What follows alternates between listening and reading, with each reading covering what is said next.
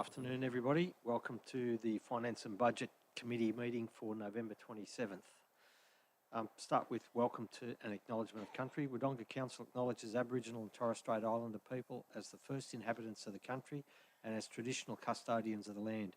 We respect their ancestors, elders and young people and recognise their continuous connections to lands, waters and communities across the country. Apologies. We have an apology from Councillor Simpendorfer, and there are no other apologies and nobody attending by electronic means. Any conflicts? No conflicts. Confirmation of the minutes from the previous committee meeting. Do I have a mover? Councillor Chamberlain. Councillor Lowe. Any questions or comments? I put the motion. All those in favour? Carried unanimously.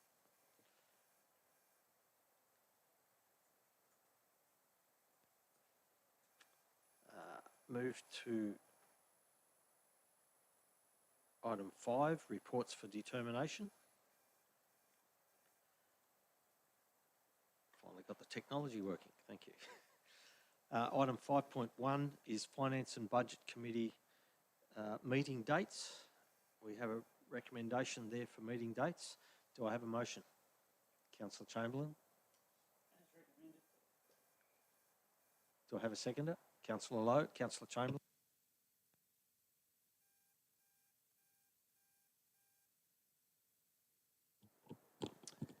Yeah, these meeting dates are appropriate. The timing's important. January 29th, obviously after the announcement of the state government's rate cap, so we can make a determination on that. And then a series of meetings leading up to the budget process at the end of June. So I think the timing on this is very good. Thank you. Councillor Lowe. No. Any other councillors? Councillor Quilty.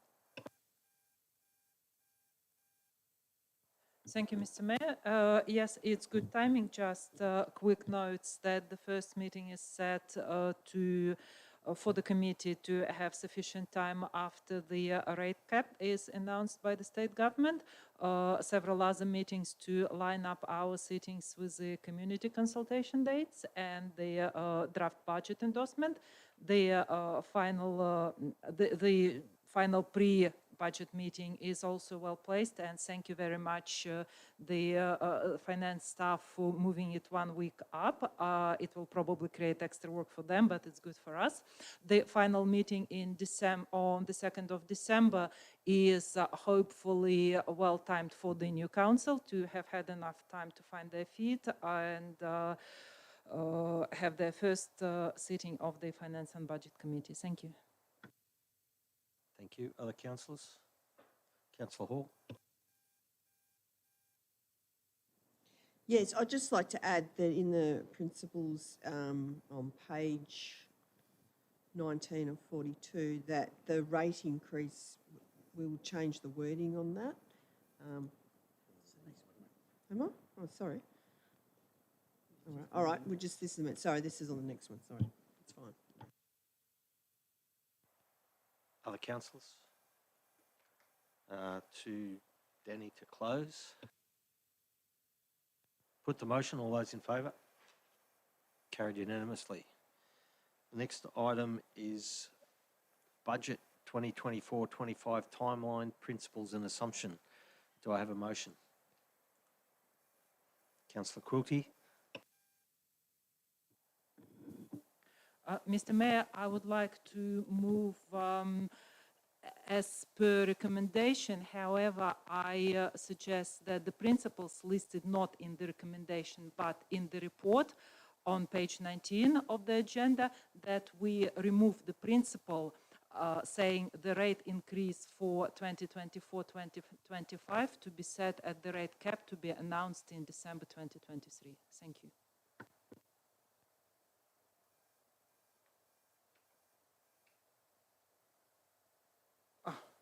I did press the button. Hang.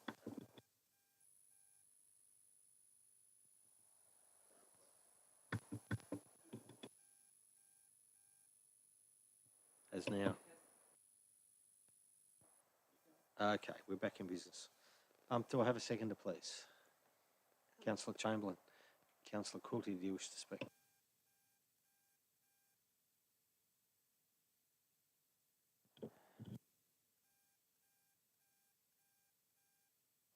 Thank you, Mr. Mayor, and thank you for seconding the motion. The principles, the budget is built on assumptions and principles. We need assumptions to have building blocks for the budget, and the assumptions at the moment rates 2.75% rate increase. However, principles about the budget is what we hold at heart when we're building any budget at all, which is, for example, community involvement, thorough community consultation, maintaining quality services, upholding local government act, etc. I do not believe that the rate increase has to be amongst the principles of our budget building. We talked about changing the wording. However, I believe that the budget principles will be complete without adding the rate increase, however big or small it is in the principles. Thank you. Any other councillors wish to speak? Councillor Hall. Can I just get that read out again, that change to the principles, budget principles? Just remove it. Okay, yeah. Yeah, well, I support that. I think until the committee gets an opportunity to discuss it, once the state government release the rate cap in December, late December, and the committee will meet in January, and I think once we have a consideration of what that will mean to us as a council, I think it makes sense to leave it out and we'll discuss it then, so I support the motion. Other councillors? Councillor Lowe? Yeah, I agree with the removal of the point to kind of dictates a number that may not necessarily be the case, or has the potential to. You know, the whole idea of arranging this finance and budget committee was to give us some flexibility in how we do things. And that's to one point. It's also to create conversations about the what ifs, and we've all acknowledged that, you know, we're going into a financial sustainability review. We'll have those outcomes presented to us early in the new year that will dictate some of our budget process. But I hope to start getting some more out of these budget committees in the sense of planning. Whilst we mightn't be able to implement certain plans due to budget constraints at the moment, I think for the future of our community, it'd be good to have plans in place that are shovel ready. And I'll identify one that I've spoke about before, and that's the old tip site on, you know, what can be built up there, and all those things point to conversations and planning point to our budgetary process and what it may confide. Thank you. Thank you. Other councillors? Councillor Chamberlain, you reserved? Yeah, no, it's appropriate that the Budget Committee convenes and talks of this. We have to make a number of assumptions. Most of our charges and rates and so forth assumptions will be at CPI, which is 2.75. I think the council was in some ways fairly brave and responsible with the people's money by increasing our rates at lesser than the rate cap last year. I don't know that that's going to be a possibility this year. However, we're not going to know anything until we know what that rate cap is. It'd be nice if the state government would allow us enough time to build our budget on a known factor, but until the end of December, we don't know it. So we've got to work with some assumptions here, and I think our assumptions at this stage are fairly appropriate, and it gives our staff, who are doing a hell of a job under a fair bit of pressure, a good opportunity to get the building blocks together and build a budget appropriately. And then it's appropriate again that the council actually discuss this once we know what the rate cap's going to be, and we actually get an opportunity to make a determination earlier rather than later, so we can, reduce the workload on an already overstretched finance department, to ensure they can get the job done effectively and appropriately. Thank you. Thank you, Councillor Chamberlain. Councillor Quilty to close.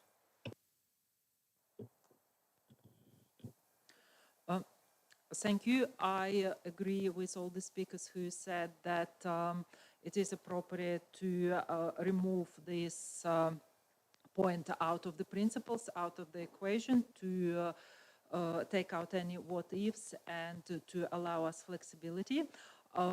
It is important to have solid assumptions to start working on the budget, and our finance staff will have a lot of work redoing, adjusting, tweaking the figures once we get the rate cap given to us by the state, and once we see what it all looks like. It's very hard work. It's important to have good assumptions on where we're going to start. However, I believe the principles will be complete without it. We have fairly solid principles, and we will just keep the rate increase in the assumptions, and that will give us plenty of opportunity to work with it. Thank you. Oh. More microphone troubles. Thank you, Councillor Quilty. I put that motion. All those in favour? Those against? 5-1. Councillor Poulton against.